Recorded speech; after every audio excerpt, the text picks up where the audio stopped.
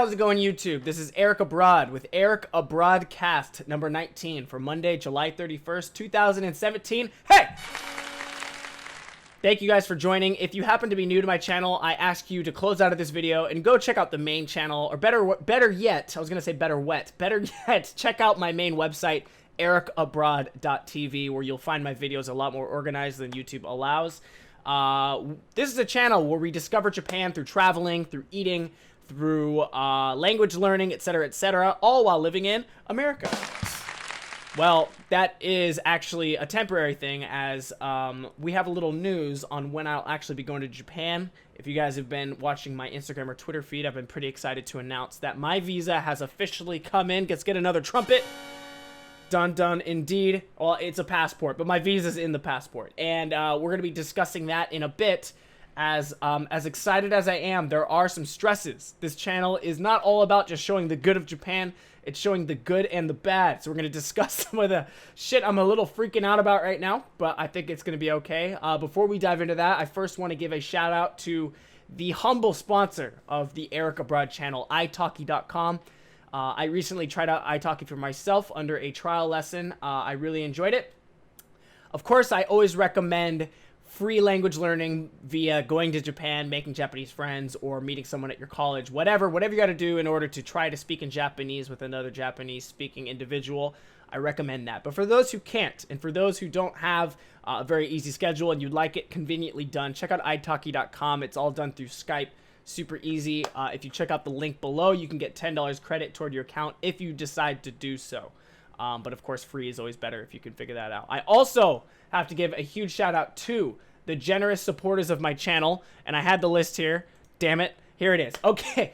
A big shout out. Of course, I have the Patreon channel set up. We're not in Japan yet, but it will be picking up, and we're going to be doing a lot more fun activities and a lot more engagement with you guys. But thank you guys for any support you guys have given. But for those who know, the highest tier, I have to give a shout out to individual names of the people who donate to that tier, because they're clinically insane, and we have to just address that they are insane. So I got to let them know here by name. Kirsten, Ethan, G, Paul, and Jacob. That's 5 individuals in the clinically insane donated thing. I believe Ethan is the newest pledge. So thank you, Ethan, for that. I actually, part of that tier is that I send you a personal thank you video. So I'm going to be doing that after this podcast, actually. So if you happen to be watching Ethan, that's coming in right after I do this podcast. So thank you for donating. Let's dive into today's podcast. So if you guys have been looking at, like I said, my Instagram or any of my social media shit, my visa came in. I'm super excited for that. What does that mean, you ask? So basically, for those who may not know, I have been working toward getting a job in Japan. I was offered a position in Japan to teach English, which is basically any foreigner trying to go to Japan, trying to get a job there, you're going to be teaching English more than likely. So it's not an uncommon thing. However, my job that I'm applying for is a little bit not so like streamlined. It's not as famous of a school. It's a school that's only been around for a couple years. It's local. It's doing really well and it's expanding, but it's definitely not like a known school by any means. It's a local school to the area that I studied abroad. So through the slow communication of emailing and trying to get answers or questions answered without being too obnoxious, and me trying to like be like, hey, what about this, because I have like a laundry list of questions, you know, on details and stuff, but I don't want to like overwhelm my boss as he's really busy and we're trying to figure that out. But so that's going to discuss, or that's going to lead into some of the stresses we need to talk about today as far as miscommunication, and this will apply to anyone who is trying to apply for a visa in the future. I always hope that through my experience I can give you guys some advice of things to do and not to do. And I found a few things that there was a little miscommunication, and I'm a little stressed about it, kind of. I think it's going to be fine, though, but at the time I was a little worried. I made a little list here just to make sure I'm on track, because I had a few different things I want to talk about. Really quick. So I literally just posted this on Twitter. I just thought it was fucking funny, because literally before I started this podcast, I was like, all right, I'm pumped. We're going to talk about, you know, there's a lot of good things. There's a lot of stressful things coming up, but I'm ready to discuss it. And right before I was about to hit record, my phone starts going off. And lately, I don't know about an iPhone, but I have an Android phone. Now, if there's a phone call from some kind of like someone that's likely a scammer, like a scamming phone call, it says likely scam as the contact. Like, it's just an automatic thing, I guess, now. So usually I ignore them, but for some reason I was like, all right, fuck it, and I answered it. But usually I go like, hello, this is Eric. I try not to do that now, because you never know, it could be the IRS coming after you, like, you don't know who it is. So I answer, I'm like, hello? And they're like, hi, is this Eric? I'm like, yes. And they're like, Eric, you recently won a raffle, which I thought was bullshit. But here's the thing. They said, Eric, we just want to let you know that the raffle that you entered in at the Portland Blues Festival, and I was like, wait a minute, I was there. I was there on 4th of July just like 3 weeks ago, and I entered a raffle. I specifically signed this thing, and I turned it in, and I said, yeah? I've never won a raffle in my life, mind you. So I'm a little like, wait a minute. And she goes, we just want to let you know, congratulations, you have won the raffle. Now, I don't even remember what the raffle was for. I just filled the damn thing out, and I filled it in, and I'm like, really? For the Blues Fest, you say? And she goes, yeah. You have won a trip for 2 to Las Vegas. So me, I'm going crazy. I'm like, holy shit, like in my head. I'm like, excuse me? She said, you've won a trip for 2, all access paid, or, what do they call it? Like all, whatever, just paid, everything's like paid for California or Vegas. You can choose either one. And I said, well, holy shit, really? That's awesome. And she said, yeah, we just have a couple of questions we wanted to confirm with you before we go through this. I'm like, absolutely. First question. She goes, so are you married? She said, are you married or single? Here's the thing, here's how she asked it. You're going to laugh at me in a moment, but just, this is how she said. She said, are you married or single? Or sorry, are you married or dating? Is what she said. I apologize. She said, I already ruined the story. She goes, are you married or dating anyone at the time? Or at the moment? And I said, no, I'm actually single. And she says, well, this raffle was for couples only. So, unfortunately, you're no longer qualified. Have a good day, sir. Hung up. I fucking blew it. I fucking blew it. The one time I've won anything in my whole life. I've never won anything in my life. I mean, going to Japan, no, I didn't win that. I've earned that shit. I like to believe. I've been working really hard for that. I won this shit. And I was like, a trip to Vegas before Japan? How better could I celebrate a trip to Japan by going to Vegas for free, winning some money, and bringing it back and putting that down on my apartment in Japan? That's what's going in my head. No, I'm single. Fucking idiot. I blew it. So I posted on Twitter. I posted it on Twitter and Facebook. And I don't use Facebook a whole lot, but I posted it on there, and, like, I wasn't expecting much. And, like, instantly it, like, blew up. Everyone's giving me so much shit. Any, like, family friend or person I know is like, why didn't you just say you were dating a friend? Why didn't you lie? Well, if you heard me before. She said, are you married or dating anyone? Not, well, are you married or single? Like, it was, you know what I mean? It was like, she was like, it sounded like she was asking, like, do you happen to be dating? No, I don't happen to. Why do you ask? Because you're not qualified. And I got fucking thrown down the I got thrown down the pit. I don't know what I'm even saying anymore. I just thought that was funny because that was literally right before I was about to start the podcast, and I had to, like, sit back for 10 minutes and just, like, collect myself because it kind of killed my buzz in a lot of fucking ways. Although I'll say this, I didn't post this on the Twitter, but she said, well, unfortunately you don't disqualify, or sorry, you don't qualify. But we will re-enter your raffle for a chance to win $2,500, and if you win, we'll send it to you. And then she hung up. So if I win twice, well, then fuck yeah. But let's be honest, we're not going to win that money. So if we did, I promise that money will go toward, immediately, it's going to go toward a big tower computer. I'll tell you right now, if I win $2,500 cash, here's what I'm going to do with it. Because I've already saved up money for Japan with my apartment and stuff. That's all pretty much good to go. If I win $2,500 cash, like out of nowhere, I'm putting, let's see. I think I would put, because I need to buy a new computer. I'm going to buy a computer, but I also need to buy, like, monitors and shit, which can get expensive. I'll say this. If I win $2,500 right now, sorry about that beeping, by the way. That's not going to end. Temporary room has a beeping that never ends, and it just doesn't end. So it's great for a podcast, right? If I win $2,500 cash, I think I'm going to put $1,200 to $1,500 down on a computer alone. I know that's crazy, but it's like, if I win money, it's mine. I can do what I want with it. I'm buying a computer and a 3-monitor setup, and all the monitors are going to be the same. It's going to look legit. And then the other 1,000, I actually have no idea. Maybe put that toward a YouTube thing. Like, I have cameras. I'd probably buy a new camera lens because I do need a wide angle lens. Anyways, it would basically, I'd basically invest all that money into computer and like camera shit, I think. And then maybe a little bit for the fun there on the side there. But that was a fucking disappointment. I'm really upset, just kind of bummed out because, again, that was the first thing I've ever wanted. I just thought it was funny because the timing on that couldn't have been any worse. Okay, so I mentioned that, I'm super stoked, and in my head, I've been waiting. I'm like, oh man, when I get my work visa for Japan, after all, I get all my documentation and get my plane ticket and like where the apartment's ready and we're ready to go. I'm gonna make a podcast, and I'm gonna be so pumped in that podcast. Like, just in my head, I'm picturing this. Like, I'm gonna be so amped up and like so stoked. It's just gonna be a good vibe. Okay. Well, here's the real case. Here's the reality. So I mentioned before that the school I applied for is kind of a local school, right? So I'm technically the first American citizen to be like being hired by my boss. Like, he's never gone through the legal documentation process of getting an American into Japan.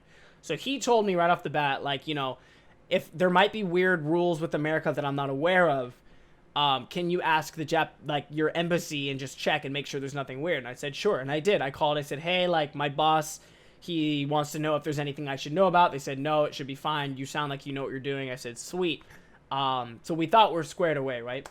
So let's discuss a few things. First thing. Here's the first thing. So I got my visa last week, but here's what happens is, note to anyone who's applying for their visa in the future. I didn't know this, and they didn't tell me this at all, even in that phone call where I asked, like, what do I need? They didn't tell me any of this shit. When you you receive your COE, which is your certificate of eligibility from the Japanese government. That allows you to go to your embassy in your said country and pick up a visa, basically. You turn in the application and you get the visa in like 2 days. So I got my COE. That's the most difficult part of this whole process. I get it. I'm so stoked. I go immediately downtown with my visa application, and I turn it all in. And she says, well, it looks here that you haven't purchased a plane ticket yet. And I was like, yeah, I'm waiting for my visa. Why would I buy a plane ticket if I don't know if I'm legally allowed to go to the country, If I'm legally allowed to work there, why would I buy a plane ticket? And she said, well, it's actually the other way around. You're supposed to, I can't speak today. I apologize. I can't speak today. I actually got called into work today with a friend, so I'm a little tired. That's probably, I usually am not very good at speaking anyways, but back to the story. I turned in the application, and even before I went, let me backtrack. Before I went to turn in the application, I told my boss, like, hey, I'm on my way to turn in the application. Actually, sorry, 3 days before my COE arrived, I just preemptively was like, filling out my visa application at my house. I printed it off, and I was filling it out, just having it ready, so that when my COE arrives, I could literally just go downtown and turn it in, right? So I fill out everything, get all my information. I asked my boss, like, I needed his birth date and, like, his home address and shit. I get all that. And then I say, like, well, what should we do about the plane ticket? Because he's buying my plane ticket. So I'm like, I was kind of hoping you'd buy my ticket by now, but if not, like, what should we do? Because we have to write down, it asks specifically on your visa application, what airline are you going to be using and what day will you be arriving in Japan? So I left it blank, and I asked him, like, what should I put down for that? And he said, well, we'll know after we get the ticket. So I was like, okay, that's an obvious answer, but okay. So I go to my thinking of that when I hear that is him saying, like, well, we'll figure that out after you get your visa. We'll get you a plane ticket. It'll be fine, right? That's not what he meant at all. What he meant, and I guess apparently this is what he had in mind about, like, him buying me my ticket, and I wasn't sure if this was the case, but now it's confirmed. He wanted me to buy the ticket myself in America just because it's easier to buy your own ticket using your own name and stuff. Buy the ticket, and when you get to Japan, bring, like, the receipt, and we'll reimburse you as soon as we can, or whatever like that. So, which I probably would have preferred if he bought the ticket just so I don't have to hassle with that, but it's not really a big deal. I was like, okay, I can do that. But the problem was, I didn't know he wanted me to do that. So, I didn't know what day do you want me to arrive specifically? Like, are you going to pick me up from the airport? It's hard doing all this communication through email because I don't want to just send him, like, a laundry list of questions because he's really busy. And I've been asking my other employer, like, if I don't get an email response right away, I'm like, hey, is he busy? Like, I kind of have some questions that he can answer. And he's like, yeah, he's been really busy. I'll let him know that you're like waiting for the email, but he knows that you're talking to him. He's just busy. I'm like, okay. Which is still kind of stressful, but I'm like, I understand. That's fine. I don't want to be too much of a burden. I mostly just want to figure out my plane, my visa, and my apartment because those are very important. And, so yeah, he basically said like, well, you'll know after you buy your ticket. And I'm like, okay. So I go to the embassy, I go to turn it in, and she says, it says here it looks like you haven't filled out the airplane thing. Which flight are you taking? And I said, well, I haven't bought the ticket yet. And like I said, she said, no, it's the other way around. You have to buy it first. So I'm like, oh, well, I don't know what day my boss wants me to arrive in Japan. I'm pretty sure he's buying my ticket because at the time I didn't know that I was supposed to buy it. So that's going to take a few more days. I don't really want to wait that long. What can I do? Can I just put down like blank for now and just buy the ticket later? And she said, well, we have to specifically have the date that you're arriving. And I said, God damn it. Cause I didn't know, like, I don't know what date works for my boss. Cause it depends, time differences and shit. I'm like, I don't know. And she's like, well, like, here's actually, this kind of agitates me, but again, listen to my advice. But like this, she did kind of throw me off. I'll say this as well. She said, well, like we do have to put something down. So why don't you write just something random down? Like, I don't know, August 20th. And I said, okay, I'll just put that down. With that tone, again, this is where miscommunication and misinterpretation go very, like, they can be very drastic. And this was one of my biggest concerns with this whole process is that I'm going to misunderstand something, or when my boss said, like, I'd like to hire you. I'm like, wait, is he saying that, like, theoretically, or is he actually hiring me? And that's why I was, like, not sure if I even had a job. And I went in March to confirm, met the guy. He was like, yeah, and we filled out, the contract. So I'm like, okay, I think I'm understanding. I think we're actually good. Now, right when we're at the end of it, all this shit's piling on. So let's just pile through them here. So yeah, the lady, she's just like, why don't you just write down the date, like August 20th, and like a random airline. She says this, and I said, okay, United, first one that comes to my head. Also one of the most expensive airlines out there, commercial airlines. United for August 20th. She said, okay, well, we'll contact you as soon as it's ready. Sweet. I get a phone call. Sorry, I got like some throat thing going on. I apologize if I got like I'm gonna mute the mic here. Little phlegm action there. I apologize. Gross. So I get a call and they said, hey, your visa's ready. And I said, oh, sweet. So I go to pick it up, and as I'm picking it up, I like grab it, and she said like, okay, so just be sure when you buy your plane ticket that you go on this date. And I said, oh, I thought that it was kind of flexible. And she goes like, no, it's pretty strict. You have to go on this date. And I said like, well, I already bought a plane ticket for the 18th. And she goes, what?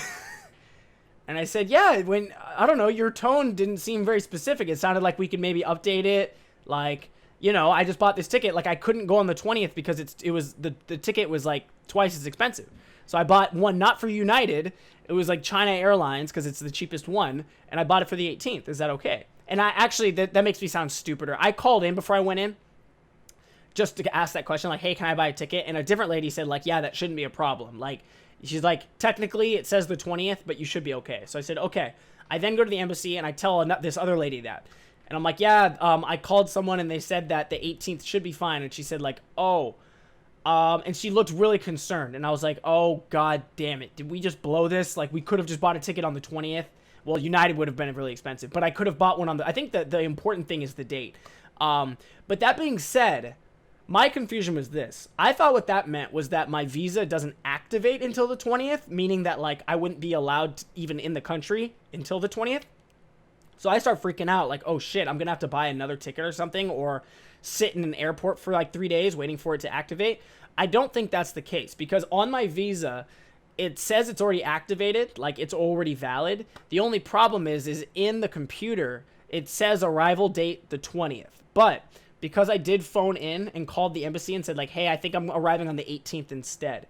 She said, okay, we can't change the date from the 20th, but I'm going to put in parentheses that you are arriving on the 18th, possibly. Like, I'm leaving a note so that when they pull it up on their computer, they will see like possibly the 18th. And she said like, legally, I can't guarantee you that means it's 100% good, but she's like, honestly, I've worked in this a long time. You should be fine, because things happen all the time where like special circumstances, you have to buy a different plane ticket. Just tell them, whatever. So like, I think like if I had to make an excuse, I'd just be like, yeah, we had a ticket planned for the 20th, but I don't know, the card didn't work. I don't know. You could kind of say anything, right? And be like, we had to buy a ticket for the 18th. I apologize. And hopefully they let us in. That one, like, I'm stressed about it, but I'm not, because I know that at least on the 20th, I'm guaranteed to come in. So, like, worst case scenario, I would be stuck at the airport for 2 days, which sucks ass. Don't get me wrong. But if I'm in Japan, I have all my luggage, and, like, they're like, well, you'll be here for 2 days, you know, that sucks. And I'll be on my phone, I guess, the whole time. I guess I could go live on Periscope and Instagram and all that, and you guys can share my misery, because that's going to really suck.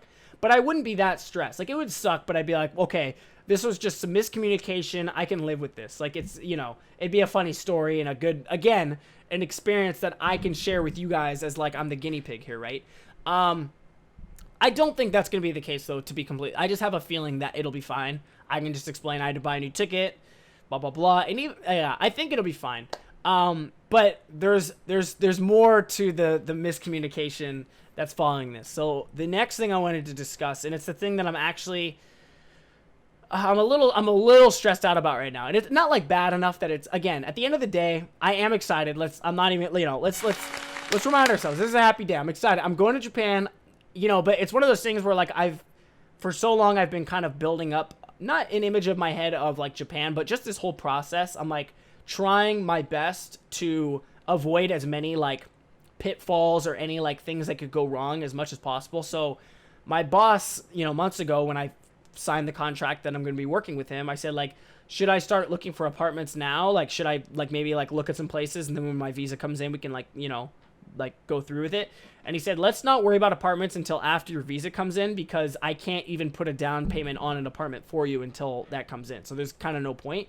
I said, okay. But that being said, I still went in and I looked at apartments for, like, endless hours on, because it's fun, you know. I'm trying to see, like, okay, and I'm still learning Japanese, so some of the kanji and stuff that are on there and that they use for specific, like, words that you'd only see when doing realty stuff, or, like, you know, real estate agents and stuff, I was able to, like, oh, okay, that's what that means, okay, and, like, figure this out. And there's different, like, deposits that Japan does that's a little different than America.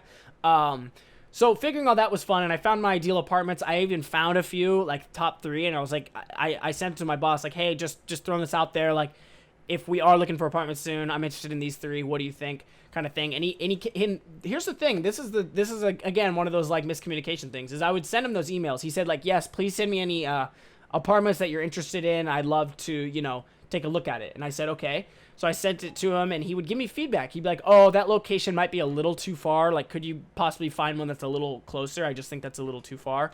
I said, okay, thanks. Like, you know, he's giving me advice. I personally thought it wasn't too bad, but I'm like, okay, that's fine. And then, so I keep sending him these things up until I get my visa, right? So I finally get my visa, and I reply to him saying, like, hey, I got my visa. I told him everything about the dates with the airlines. I'm like, hey, I bought my plane ticket. It is for the 18th, even though they said the 20th. So I'll keep you updated, but they informed me that it should be fine, and that it shouldn't be an issue. But even if it is, I'll let you know.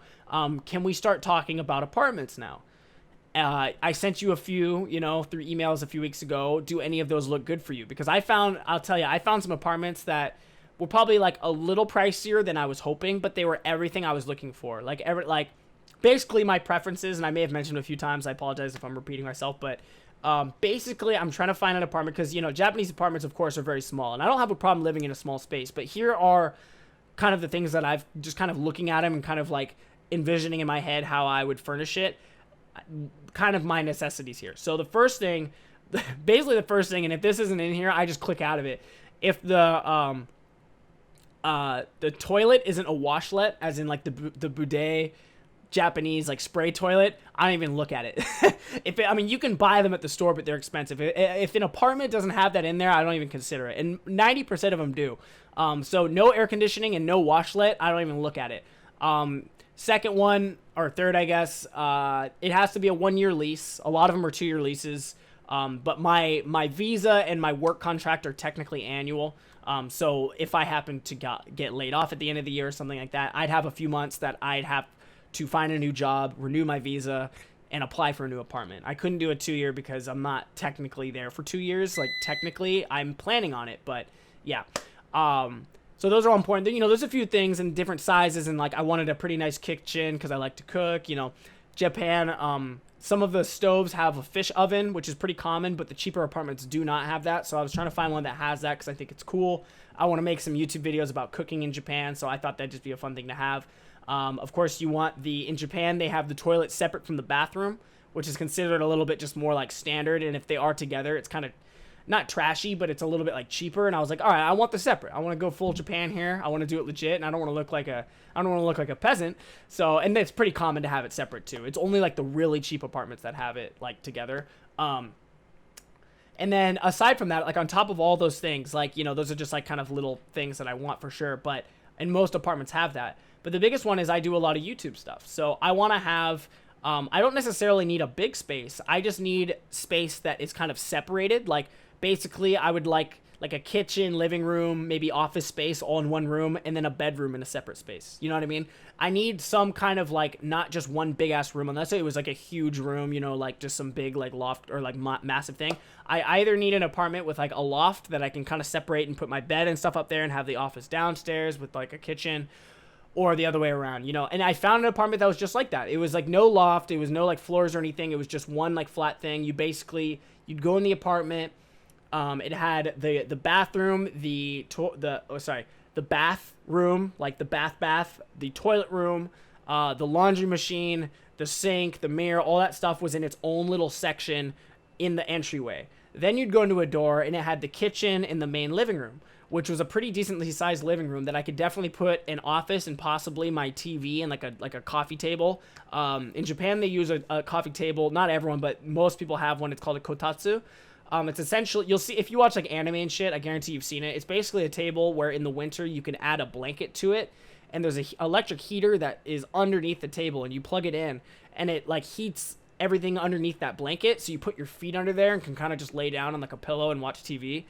Japanese people love to sit on the floor. It's a lot more common to kind of just lay down or sit on the floor. And so I was thinking that would be my living room. I just have a little kotatsu thing. That's where I'd eat my food. I'd have a little TV there. Almost said telebi. That's what they call it there. And my little office space. And then there was a separate room that was really small, but it was a bedroom. So I could put a bed in there and my clothes and like a mirror, and that's good. And I was like, this is perfect. And it was literally located like 5 minutes outside of Namba, which is like a crazy cool like party city, but it's also near where I'm going to be working. So I was like, this is perfect. I sent it to him. I was like, this is what I'm interested in. Please let me know. And here's the bummer is, again, this is like the misinterpretation. This is probably number 3 on this podcast, where he was like, once we get closer to your visa, we can discuss it. He even said, please send me some places you're interested in, things like that. And I was like, sweet. Here's what I didn't understand.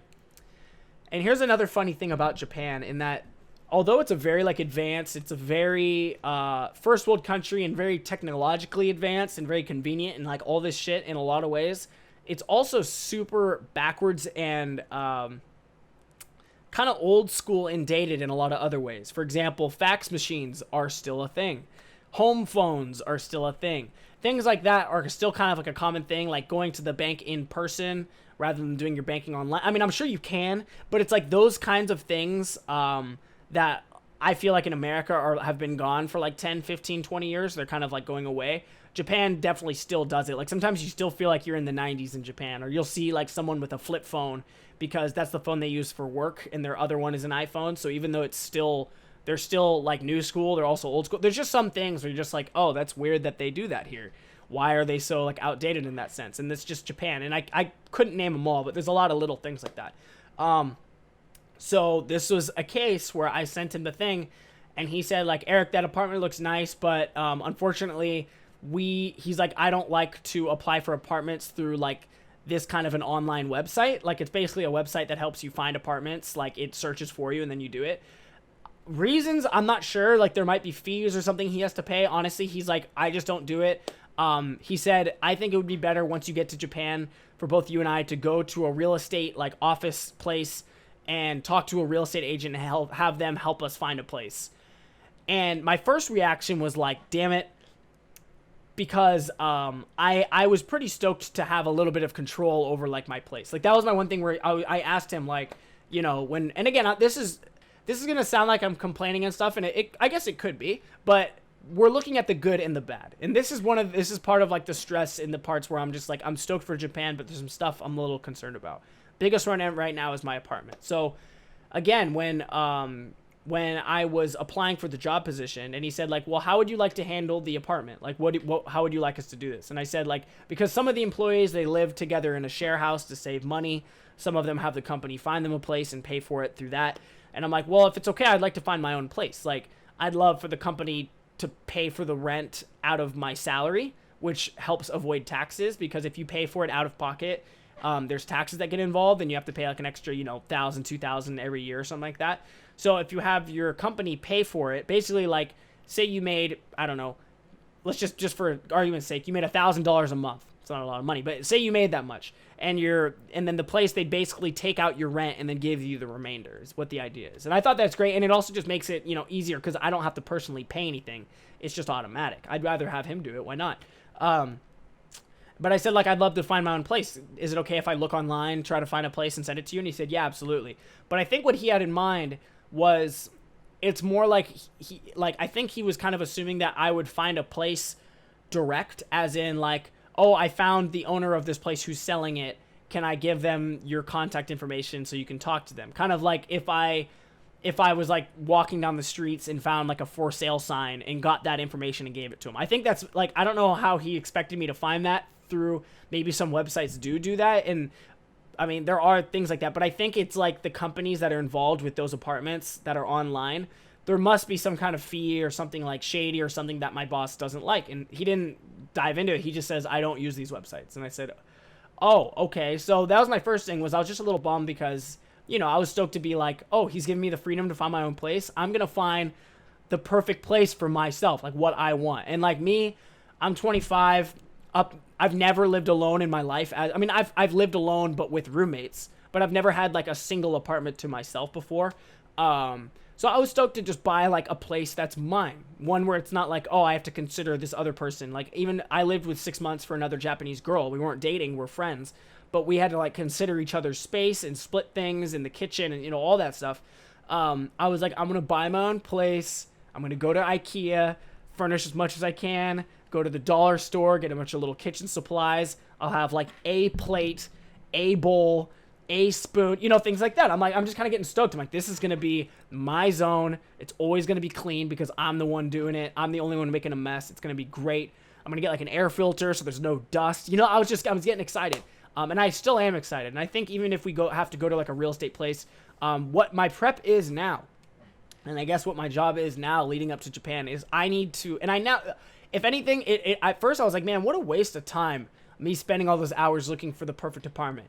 Let's be honest, it wasn't. I learned a little bit about how, apartments work in Japan, how the job hunting or like apartment hunting actually works, looking through online sites and stuff. But I also found like what there is and what there isn't, and kind of like within the, X price range, what you can expect to get. So I think now what my ideal thing is to drop like a couple like scenarios. Like, I would love to pay this much or less with these amenities, and I want it to be in this area, and blah, blah, blah, blah, blah. I don't need a car because I don't have a car, so I don't need a place that has like a parking garage. I just need a bike spot because I'm going to have a bike. Can you work with that? And then give it to them, and maybe they can find some stuff. Excuse me. So that's kind of so in that sense, I'm thinking about it. I'm like, okay, maybe it'll be okay. When I show up, I can tell them my preferences. But of course there's that gut feeling at the bottom, the bottom of my stomach, where I'm just worried, like, man, I feel like I'm really not going to get what I want. Like, they're going to like, in my mind, they're going to show me like, all right, here's 5 locations, please pick one. And like, none of them are like perfect. And I'm like, God damn it. All right, this one. And like, I wanted the one with like the brand new shower room just cause it's nice. And when it's up to you, you can spend hours and just sift through. I was like, no, maybe. And I took all the maybes, put all those together. So I mean, you can even see here, this is actually some notes. I had 5 apartments listed here, and these were like the pros and cons for each one. And I was weighing them out. I was like, oh, I could live in either 5 of these, but which one is the best? And I found that one, the one I just mentioned to you guys. And so I sent that to my boss. So again, it wasn't a total waste of time, but it was a bummer. I guess now I just kind of have to know like what it is that I actually want, and be able to like, clearly communicate that, because again, the whole topic on this thing has been miscommunication. This whole podcast has been discussing that, and it's unfortunate, and it's something that I've been kind of worried about, like leading up to this whole thing. Like, man, there's definitely going to be some miscommunication. I hope it's not like drastic, but let's be honest, at the end of the day, none of this it's not the end of the world by any means. I'm still going to Japan. There may be visa issues. There may be apartment issues. Oh, and we're going to talk about one more thing about the apartment, because there's one more thing with that. So here's my other concern.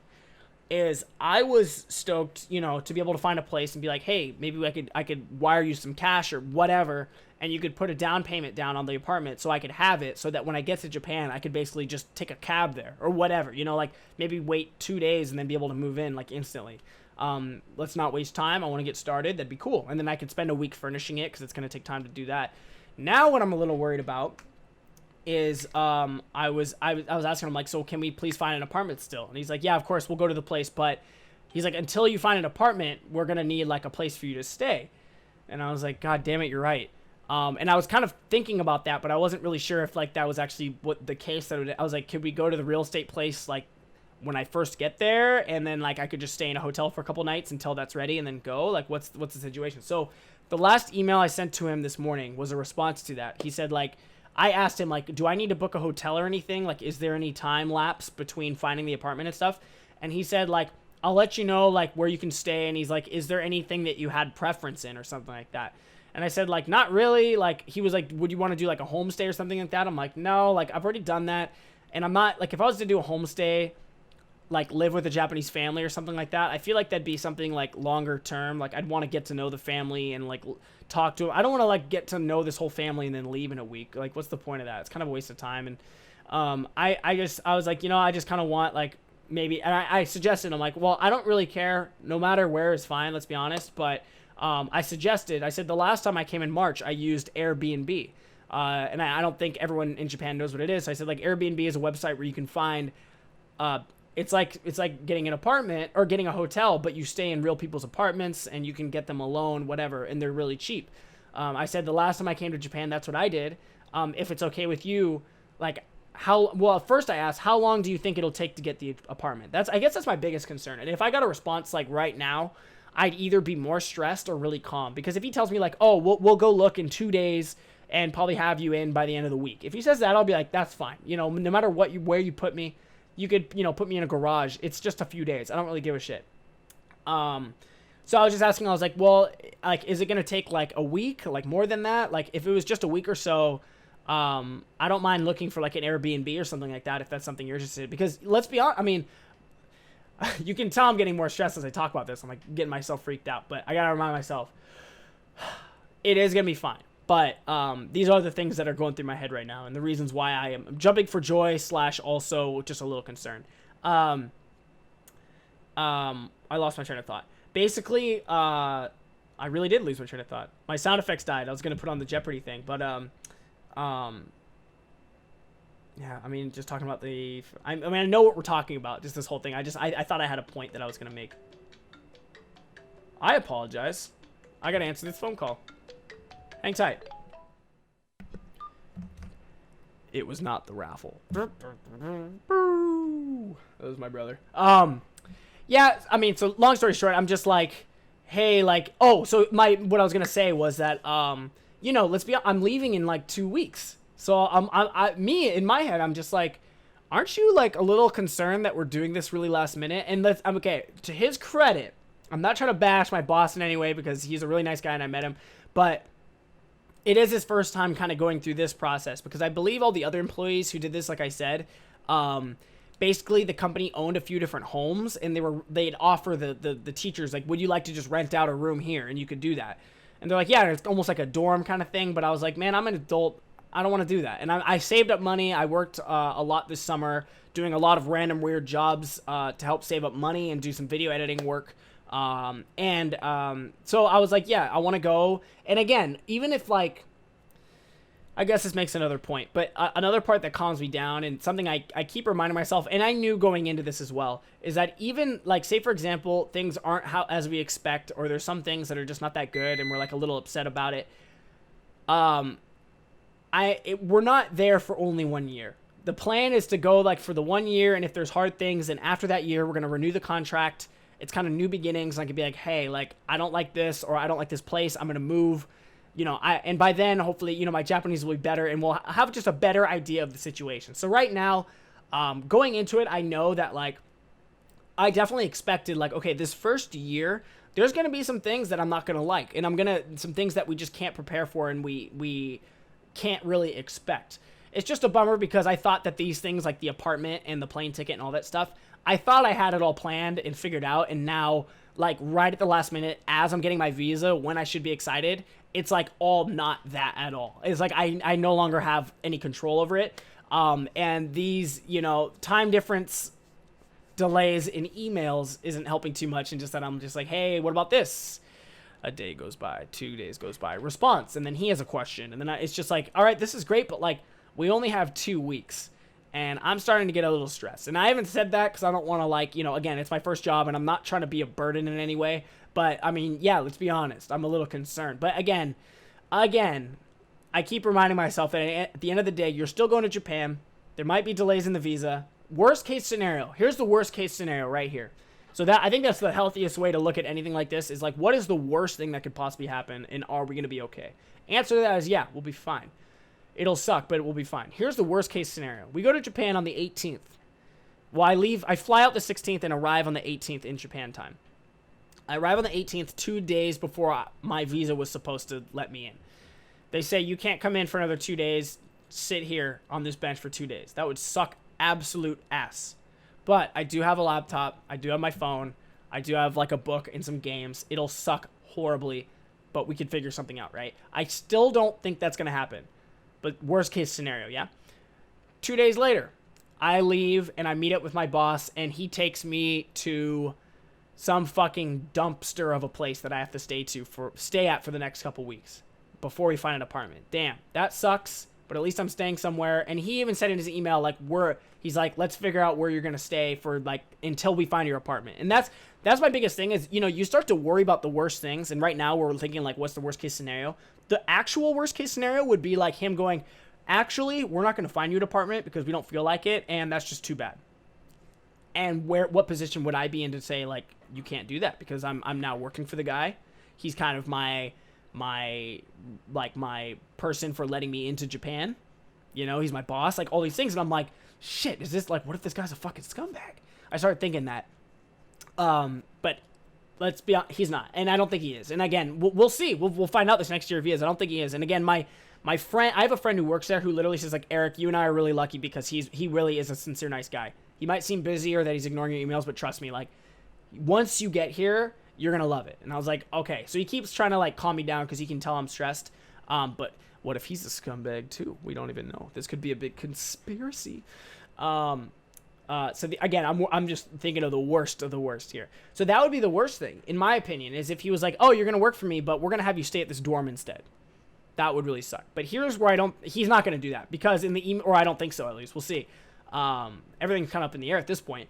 In his email, he said, like, until we find your apartment, like, we're going to find your apartment, but until that, we need a place for you to stay for a couple weeks.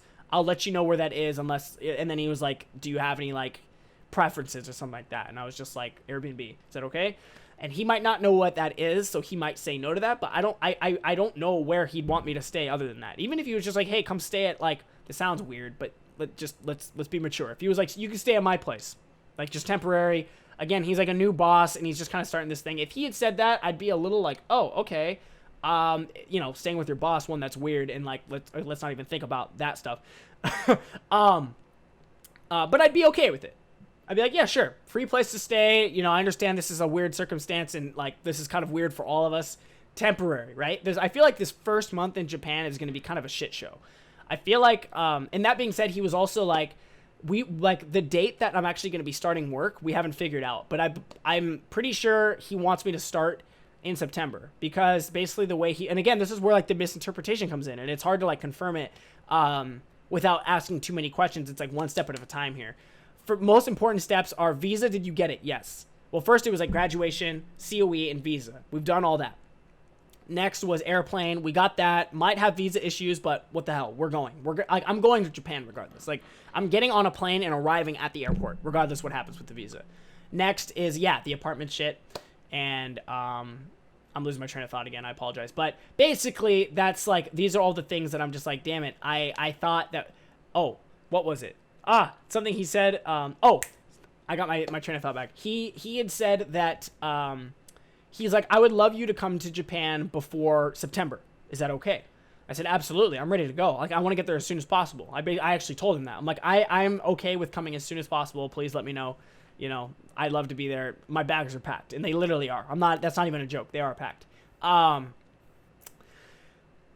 So with that being said, if he's like, I'd like you to come before September, it sounds like the earliest I would start work is September, like September 1st. And even then, I don't know if he would have me start that soon, depending. But even if he did, that's fine. Because again, I'm arriving on the 18th. My only concern with that is I would hate for him to have me start work if I'm not in my apartment yet. I think that's one of my biggest concerns right now. I know I have a lot of these concerns, but like my overall one with all the apartment and stuff like that. But I know it's like I'm worried about the visa, but I know I'll be able to get in at some point regardless. I'm a little worried about the apartment, but I know we will get an apartment because he's like, we're gonna go to the real estate place and find you a place. He said that. My next concern, of course, is where to stay. My biggest concern, I guess now, and it's the one I really don't have like an answer or like something to fall back on going like, oh yeah, you don't have to worry. The biggest one is that I won't be living in my apartment when I start work. That was kind of like mentally, I was like, I want to get my apartment. I want to furnish it, be comfortable, settle in for a few days, you know, catch up on my sleep because my sleep schedule is going to be really bad, you know, get comfortable, fill up my fridge with food, all that stuff, and then start working. And then that way I can start my 9 to 5, my 2 to 10, whatever they have me do. Because there's a couple different days like that. Sometimes I'll be in the afternoon, sometimes in the morning because they have different schools. So it depends on like, you know, what they have me do. They may even have me do a little bit of like both each day. Like it's kind of up in the air, but I'm living in an area where it's both close enough. Regardless, yeah, I was just hoping to kind of get my apartment, all that shit out of the way. Just because for me right now, it's just kind of not stressful, but I'm excited and I'm so excited about it that I'm stressed if it doesn't like work out or something like that. So it sounds like I'm going to arrive and maybe for a week or two, not be living in an apartment and looking for one. But in that meantime, like, what am I going to be doing? Of course, like, I'm going to be probably getting a SIM card in Japan for my phone. So that I'm like I have a legit phone number in Japan because right now I don't.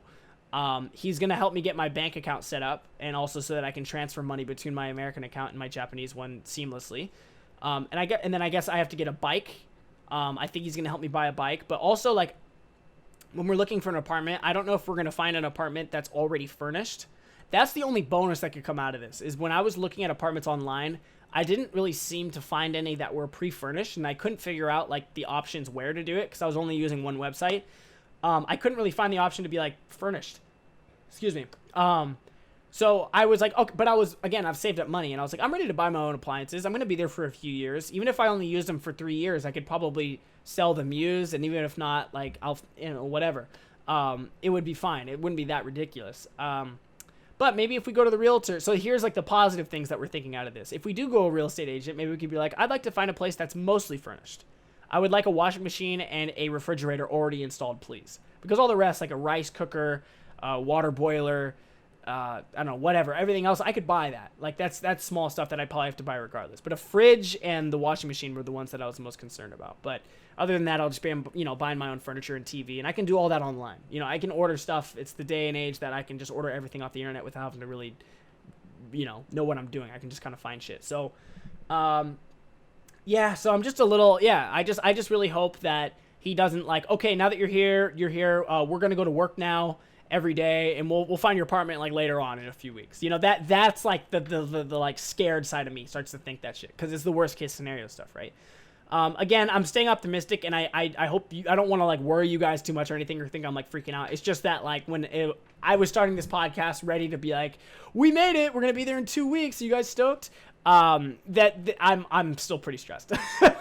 The stress has been, I was stressed for graduation. I was stressed for my COE. I've been stressed for every step of this. But luckily those steps are shrinking. So I think, the moment I'm standing in my furnished apartment, I will be a lot less stressed. Once we have everything kind of set up, or at least roughly set up, even if I'm just in the apartment with my bags sprawled out and I don't even have like a fridge yet or anything, as long as I'm there and it's like, okay, I'm living here.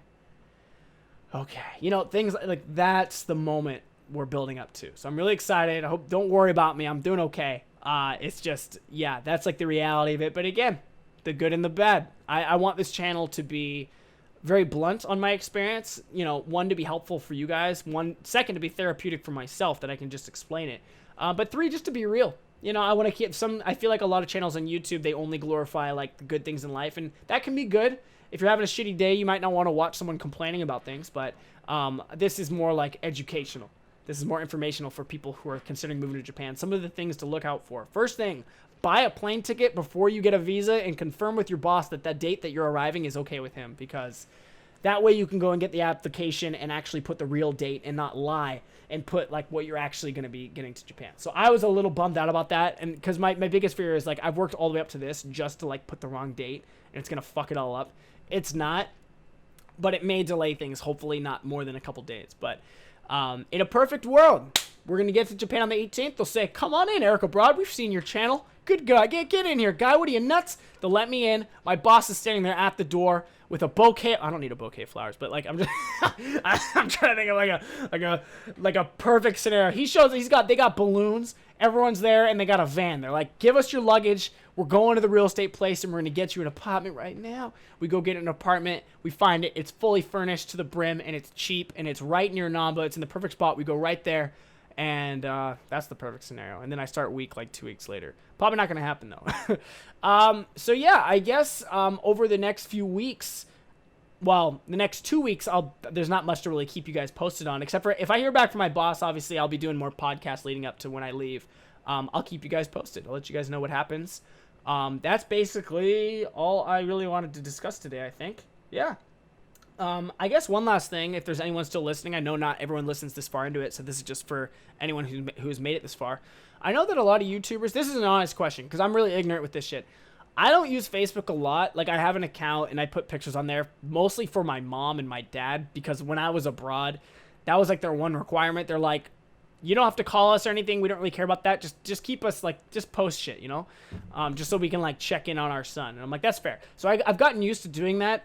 And now I tend to like post a profile picture. I don't even advertise my Facebook on YouTube because I it's like personal shit. And even if you found me, like it's whatever. But I don't really add people I don't know. So I don't use Facebook a lot. But I know that a lot of YouTubers create the Facebook fan pages, which I've seen them. Like I know what they are. You can make a little page and it's just for the thing and you can like it. And then if they post on it, it like updates you and shit. I thought that was pretty cool, but I never really thought I would need one. And even if like a ton of comments on this podcast say like, please make one, I probably will wait probably a few months, maybe 6 months, maybe even a year until I make one. Cause I don't want to, I leading up to this, my friend helped me build a website. We did the Patreon. I got a bunch of other social media things like, you know, just personal stuff. And when we're in Japan, those will obviously pick up and be more interesting and more related to Japan and less just random shit. The last thing I want to do is work on another page. So I'm not going to do that right now, but I just wanted to get your guys' opinion. Like, not just saying, like, would you like me to make one? Because that's you could just say, yeah, please do it. Because, like, whatever. Like, I actually want to know, like, what are the pros and cons of a Facebook page? Like, why should I make one? And, like, is it any better than just updating on Twitter or on... Well, I post on Patreon, but not everything is public. But I also have my main website, ericabroad.tv. I know it's not meant to for you guys to check out. It's more like if I met someone on the street and they're like, you have a channel? And I said, yeah, you can check out my website. And they did. And then like, it's more for them, like a profile for myself. But I am going to be posting blogs on there occasionally, but is a Facebook fan page actually something that you guys would like think is like good for the channel? And if so, could you send me like examples of ones that are good? Because I'd like to look into that. I'm really ignorant with Facebook, to be honest. I don't really know a lot about it. I just don't really like it. And, but a lot of people have mentioned it. Like, have you ever considered making one? And I'm like, not really, but I'll look into it. So if you are interested, let me know. I actually already like made a page for it just to like get the name for it like out. So it's like for sure mine. But it's private right now cause there's nothing on it. So maybe in the future we can do that. And maybe that would be a cool way for me to be able to check in with you guys off of the podcast and all that shit. I already feel like I am pretty engaged considering I'm doing all this myself, but it might just be another way and something to just for littler things or any meetups, it might be easier to post on there. So sorry again about that beeping. Yeah, so that's the big update. Again, my sound effects died, but we did get the visa, and we are going to Japan. Those are the biggest questions. Are you going to Japan? Yes. When are you going? August 16th is when I am leaving for Japan.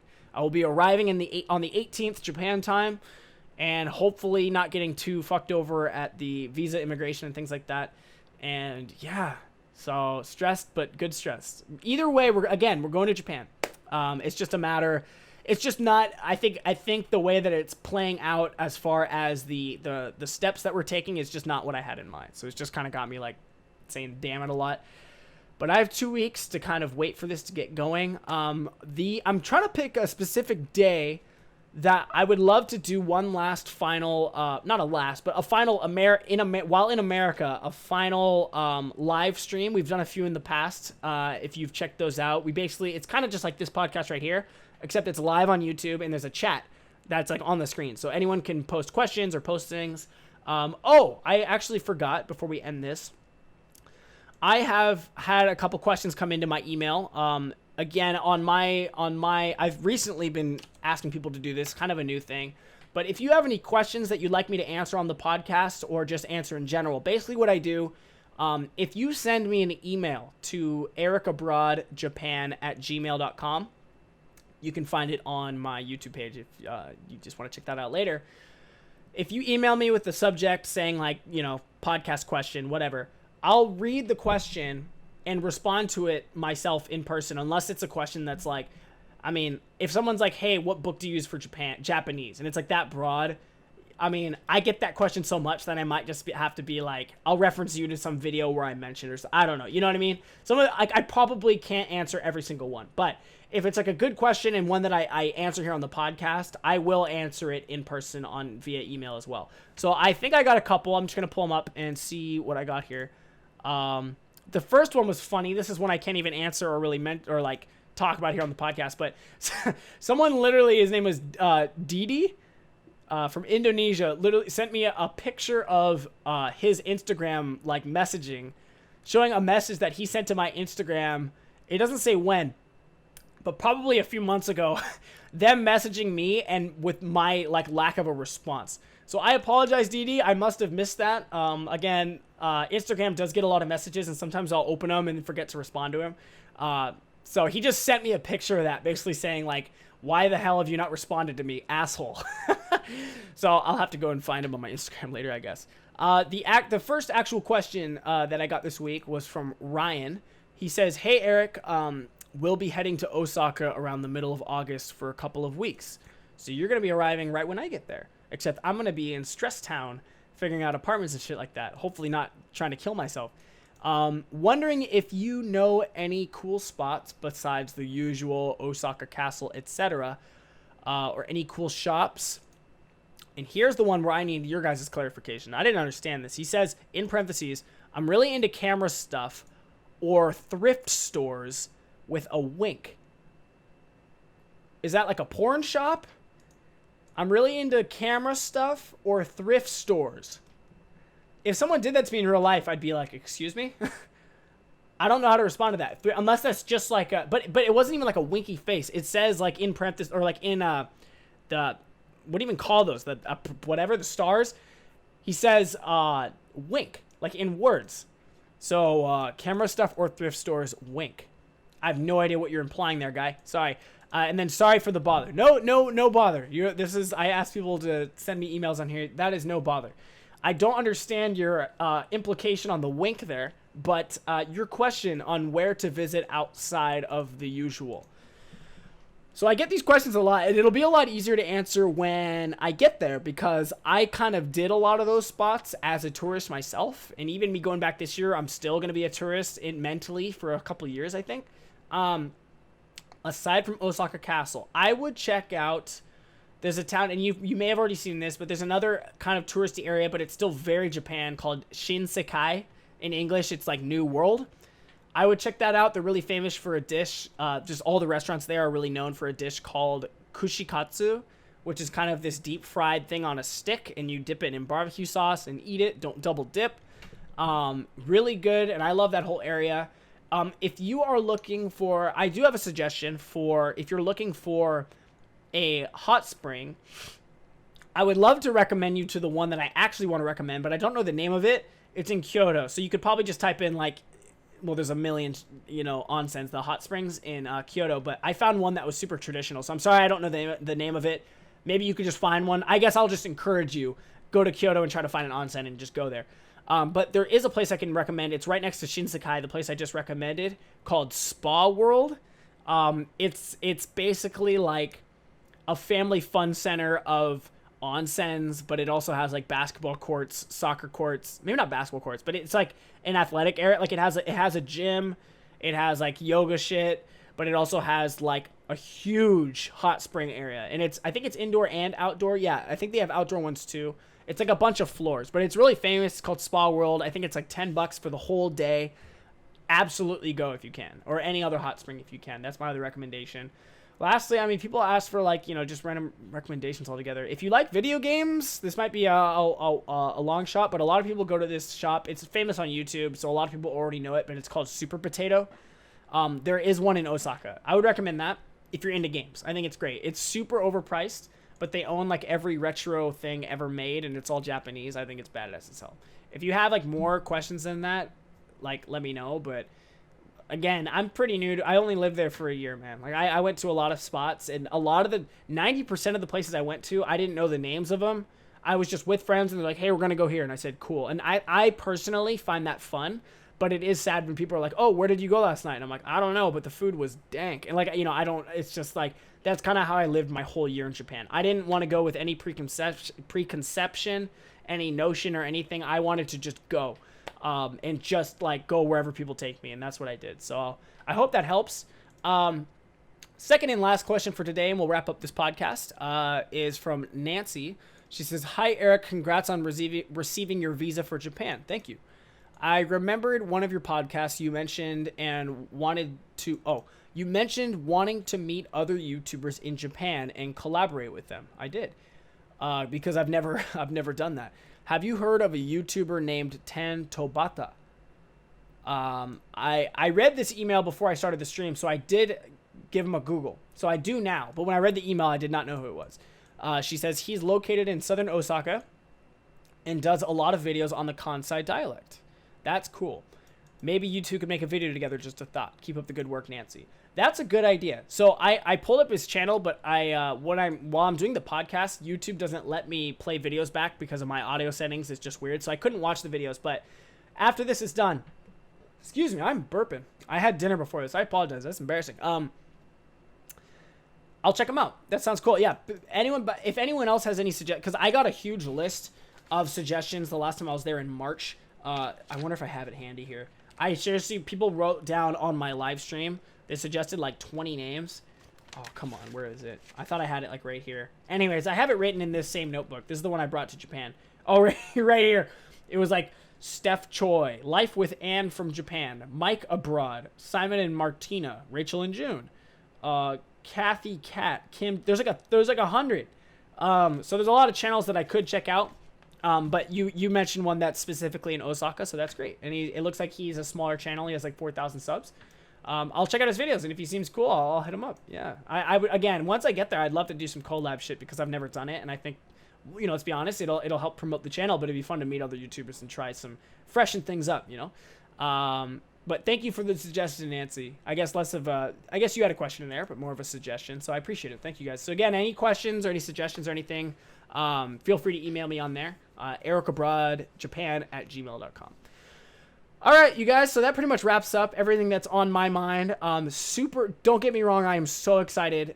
Basically, from the time I post this podcast, I have 2 weeks until I move to Japan. So if you're watching this later, I've probably already been in Japan for a while, but like if you're watching this right now, we're leaving for Japan in 2 weeks, and I couldn't be more stoked, but I also couldn't be more nervous. Not in a bad way. I'm not insecure or like feeling vulnerable. I'm just a little shaken up, just like, oh shit, so I don't know all the details yet. So I asked my boss how long it'll take to find an apartment. That's kind of my biggest concern right now. Like, is this going to take a long time, or is it just a week or two? And if so, where can I stay?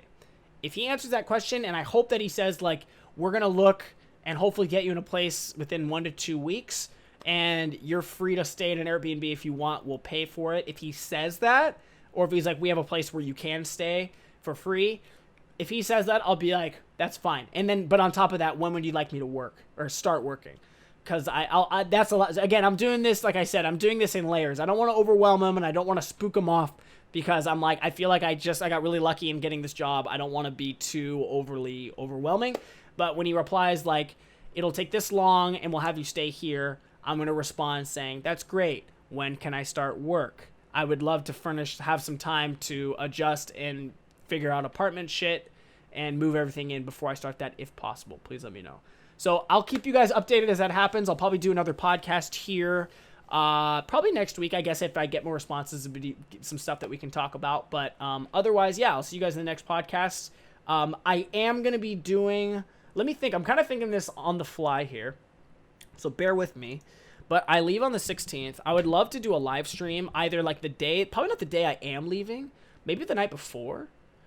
I don't know. I don't want to set anything because in case like a really cool plans comes up like with a friend or family or something like that. But I'm probably going to mark off like the 15th and 16th as like no days for like friends and shit. You know, I kind of just want to be like, you know, those are my last 2 days. I'm spending it with my family and I have to pack. You know, they'll understand. So I think for now, let's go ahead and schedule this. Unless something comes up that's drastic and I have to change it. I don't think it will. And if it does, I'll post it everywhere I can. I apologize. Let's plan. I don't know the time yet. But for now, let's plan on the 15th of August. I'm going to do it on the 15th. I'll probably do it the night before I go to bed. Yeah. But I'll figure out the exact time that we're going to do that. So it might not be convenient for everyone as far as time just because I'm still in America. So for any European viewers or Japanese viewers, I know it's very different. Once I'm in Japan, that's going to totally swap. But I will keep you guys posted with that whenever we get that going. I think it'd be fun to have just a live stream, hang out, maybe have some drinks or something and just chat about like what we're excited about and just hang out. Maybe play some games and shit. Yeah, and just get excited for Japan. That's even though I'll be like kind of nervous for all the visa stuff. Like, you know, again, I'm flying to Japan. And at the worst case scenario, I'll just hang out with you guys in the airport for 2 days. So please hang out with me and keep me busy. Thank you guys for watching. If you liked the video or any other things on my channel, please give me a like, comment, and a subscribe if you have not done so yet. Again, thank you to anyone who is supporting me on Patreon. I hope that anyone supporting me on Patreon right now just knows that we, you know, again, we're waiting for Japan. We're not even there yet. So if you're supporting right now, just know that you're kind of just supporting me from the bottom of your heart. And we will be doing like live streams and shit like that. And I will be posting more content. But of course, once we get to Japan, I'm going to be treating YouTube more as a part-time job unless like life is 100% not what I expect it to be. But I hope it's to be like kind of a 9 to 5, a 10 to 2 kind of deal where I can schedule hours every day, every other day, something like that in order to do YouTube as a part-time thing. So thank you guys for the support. I hope you look forward to much new future content, a lot of new shit. And it's going to be, I'm excited. I'm nervous in a good way because, I mean, anyone that, you'd be crazy not to be a little nervous, right? But it's going to be all good. So good or bad, you guys are here along for the ride with me. So yeah, let's experience this shit together, I guess. Have a good night, everyone. Have a great week. And I'll see you guys next time with another video about or from Japan. See you guys next time. Peace.